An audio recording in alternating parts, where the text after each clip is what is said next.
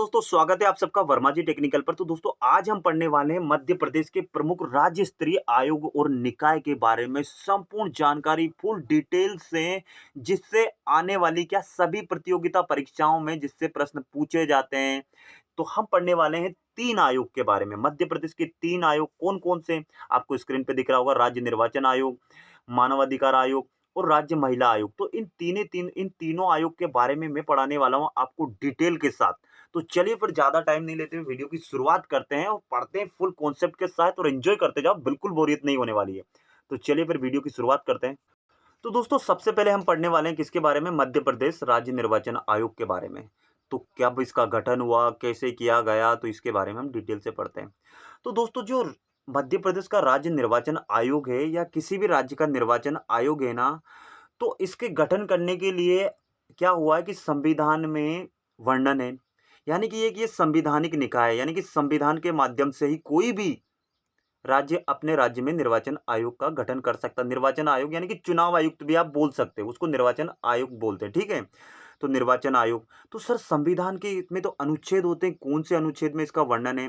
तो दोस्तों किसी भी राज्य में अगर चुनाव आयोग का गठन किया जाएगा तो संविधान का 243, कितना कौन सा, 243 अनुच्छेद का सब क्लोज टा 3 में इसका वर्णन है।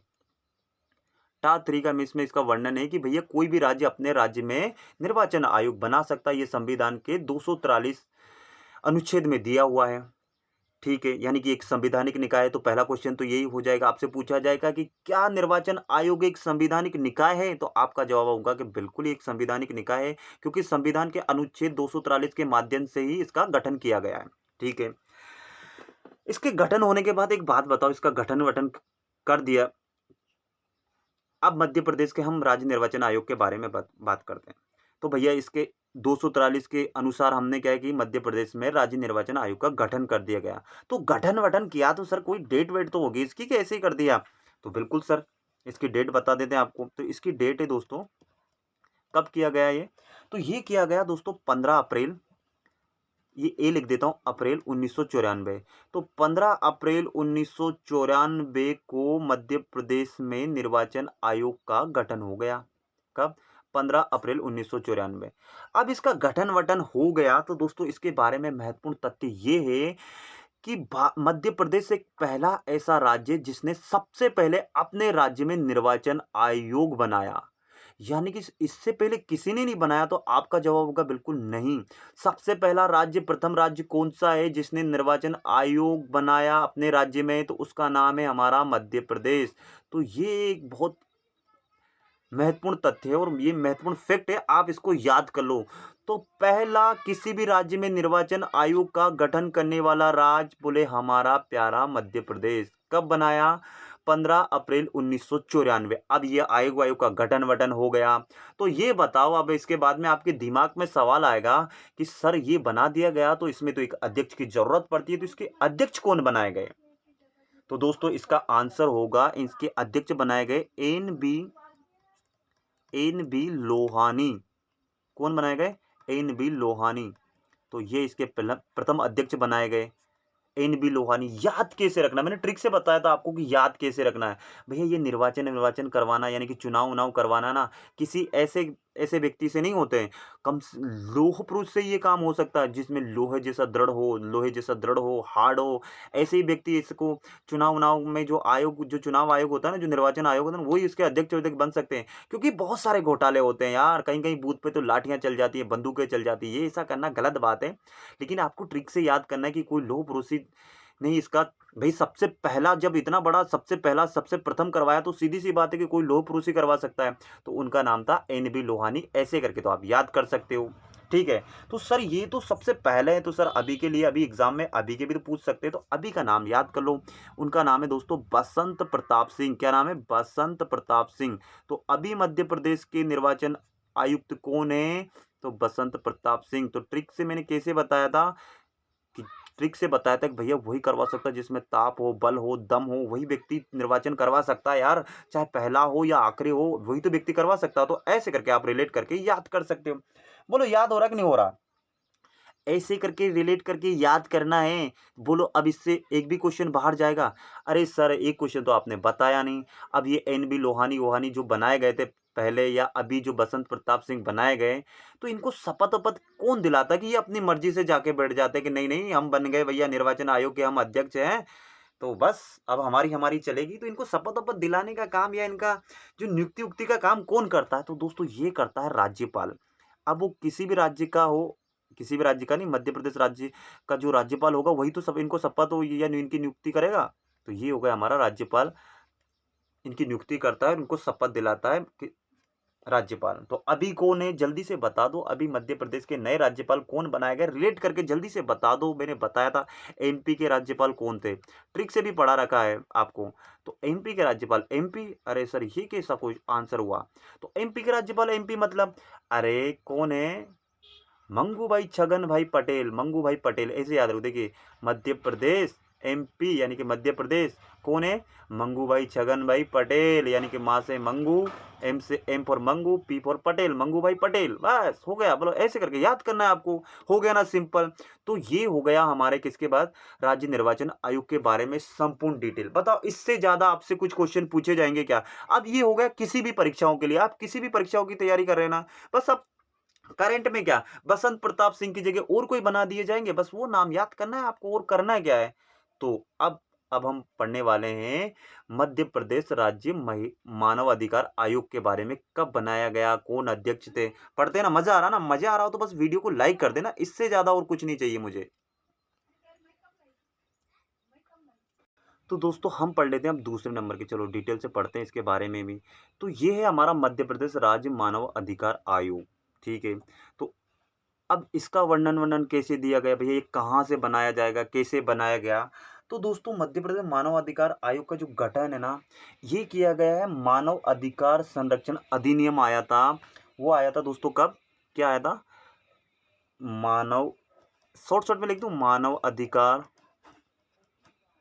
संरक्षण संरक्षण अधिनियम आया था, एक आया था, वो आया था दोस्तों कब आया था वो? 1993। तो 1993, अरे ऊपर ज़्यादा हो गया क्या? नहीं, यहाँ पे लिख देता हूँ 1993, ठीक है, आपको दिखाई नहीं दे रहा। 1993। तो इसकी धारा इस किसकी? ये मानव अधिकार संरक्षण अधिनियम जो आया था भारत सरकार द्वारा लाया सा गया था 1993। तो इसकी धारा धारा 41, कौन सी? धारा नंबर 41, और इसका भी सब क्लोज क्या? 1।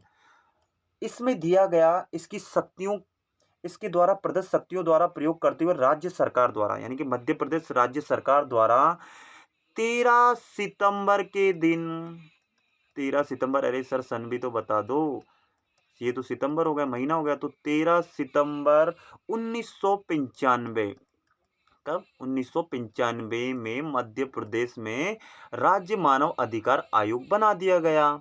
ठीक है, याद रहेगा ना, ये परीक्षाओं में पूछे जाते हैं, मैं मजाक नहीं कर रहा हूं, इसलिए ना थोड़ा ध्यान से पढ़ लो। तो इसके जैसे कि राज्य निर्वाचन आयोग के बारे में तो संविधान में दिया था, लेकिन इसके बारे में जो राज्य मानव अधिकार आयोग है ये कहाँ से क्यों बनाया गया, मध्य प्रदेश में कैसे बनाया गया? तो हमारा है मानव अधिकार संरक्षण अधिनियम जो भारत सरकार द्वारा लाया गया था 1993। तो इसके द्वारा जो प्रदत्त शक्तियां, इसके द्वारा जो शक्तियां दी गई, उसके अनुसार उसकी धारा धारा 41 का सब क्लोज 1 में इसका वर्णन है कि भैया मध्य प्रदेश या किसी भी राज्य की बात कर रहे हैं तो उस शक्तियों का प्रयोग करते हुए हमने क्या है कि 13 सितंबर 1995 मध्य प्रदेश में मानव अधिकारों के लिए, उनके संरक्षण के लिए आयोग बना दिया गया। अब आपके किसी भी प्रकार के अधिकार को आपको नहीं मिल रहा है, आपको जैसे कि शिक्षा से वंचित हो या किसी भी प्रकार का जो आपको जो मूल अधिकार मिले हुए, तो उसकी शिकायत आप कर सकते हो इस आयोग में, समझ रहे हो ना? इसलिए मध्य प्रदेश में इसका गठन किया गया। कब? ये कैसे याद रखना है कि आप पे अगर कोई भी सितम होता है, सितंबर यानी कि 13 सितंबर, आप 13 यानी कि 13 को हम थोड़ा-सा बदतमीज भाषा में बोल दूँगा, तुझ पर अगर कोई भी सितम होता है या तेरे पर कोई भी सितम होता है ना, तो आप ना मानव अधिकार आयोग में इसकी शिकायत कर सकते हो। तो ऐसे करके याद कर सकते हो, बाकी ट्रिक-व्रिक नहीं है, ऐसे थोड़ा मोटा-मोटा याद कर लो। आप पे अगर कोई भी सितम हो रहा है ना, मेरे पे, तेरे पे, किसी पे भी सितम हो ना, तो पहुँच जाओ मानव अधिकार आयोग में। बोलो, बोलो सर बोले और फिर वहाँ जाते ही से आप खड़े हो जाओगे तो क्या आपको वो पहचान लेंगे? बोले 95 वो आपको पहचान नहीं पाएँगे, फिर आपको अपनी पहचान बतानी पड़ेगी। सर मैं वहाँ से आया हूँ, ऐसे-ऐसे करके मैं उस ज़िले का हूँ, मुझे ऐसा-ऐसा हो गया, मेरे वहाँ के अधिकारी सुनवाई नहीं कर रहे हैं, मेरा ये अधिकार मुझे नहीं मिल रहा है। ऐसे करके बत थोड़ा याद कर लो, मैं तो ऐसे ही बता रहा हूँ, हँसो मत यार। है ना? ऐसे करके आप याद कर सकते हो। तो अब मैंने फिर क्या बताया कि अब ये आयोग-वायोग बन गया, तो सबसे पहले क्या ज़रूरत पड़ेगी? भई सबसे पहले ज़रूरत पड़ेगी कि भई इसको सँभालने के लिए कोई तो अध्यक्ष हो। तो अध्यक्ष-वध्यक्ष बनाया जाएगा ना, तो सबसे पहले अध्यक्ष कौन बनाए गए इसके? तो उनका नाम था भैया रंगनाथ मिश्र। ये एग्ज़ाम में पूछा जाता है। क्या नाम था? रंगनाथ। थोड़ी राइटिंग-वाइटिंग पे ध्यान मत देना यार, है ना? ऐसा मत बोलना कि स वो पेड पे राइटिंग ऐसी आती है ना, राइटिंग कॉफ़ी में आके हमसे मिलो, फिर हम बताते हैं कैसी राइटिंग है हमारी। तो रंगनाथ मिश्र दोस्तों इसके प्रथम अध्यक्ष थे।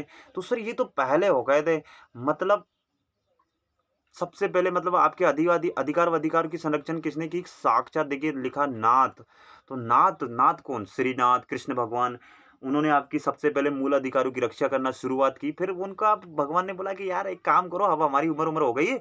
अब आप में से कोई मानव-वानव है जो बन जाओ यार इसके अध्यक्ष-वध्यक्ष। तो फिर इसके बाद बना दिए गए दोस्तों अभी वर्तमान में कौन है? अभी वर्तमान में पूछेंगे ना आपसे कि अभी ये तो हो गए सबसे पहले, तो वर्तमान में कौन है? तो उनका नाम है नरेंद्र कुमार जैन। ये परीक्षाओं में पूछा जाएगा, याद कर लो कौन है? नरेंद्र कुमार जैन। तो अभी कौन है मानव अधिकार आयोग के अध्यक्ष? तो नरेंद्र कुमार जैन। ये जैन यहाँ लिख देता हूँ। बोलो समझ में तो आ रहा है ना यार, मजा तो आ रहा है ना?